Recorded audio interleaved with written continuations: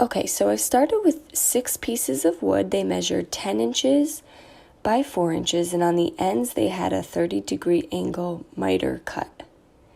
And then taking some wood glue, putting the glue on the ends, you're going to meet the ends together and clamp. And while the clamp is in place, you're going to want to take a nail gun and secure it. And you're going to want to repeat these steps until you have a complete honeycomb shape. Now you can buy these in the store, but we just decided to make ours. Using some antique walnut gel stain by General Finishes and a Gen foam brush, we completely covered the unfinished areas.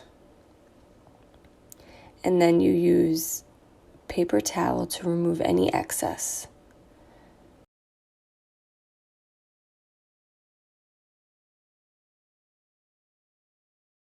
Now once that was completely covered with the gel stain, I took the blue painter's tape. It's about 1 inch thick.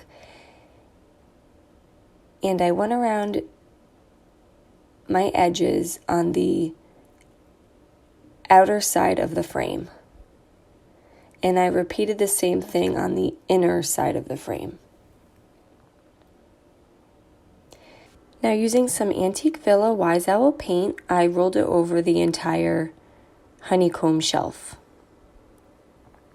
Now there is a second part to this project that you can do without the shelf. There are many ways to display it, but we like the look of the honeycomb shelving. Now once that was completely covered, I found some caulk from the dollar store, and it's paintable. And I just put a little on my fingertip and went over all of the nails and the seams as well, where the ends of each wood piece met. And then I went ahead and I applied a second coat of the Antique Villa once that was dry. And once everything was dry, I removed the painter's tape. And now the front of my shelf is stained. And I just thought that was a really nice way to decorate it. Now you can find these decorative rocks at the Dollar Tree or the Dollar General. And I found these plastic terrariums right from Dollar Tree. And I took the decorative rocks and filled them inside each terrarium. And then I also took a Dollar Tree succulent and placed it on the inside as well.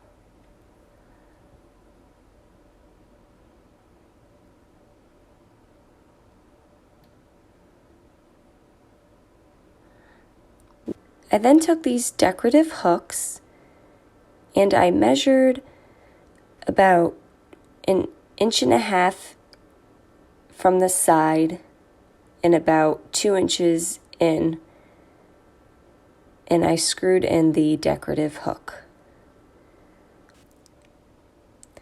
Cutting some twine, I tied it to the terrarium, and I left this one a little shorter, and then I repeated that with the second terrarium, but I left that piece of twine so it hangs longer.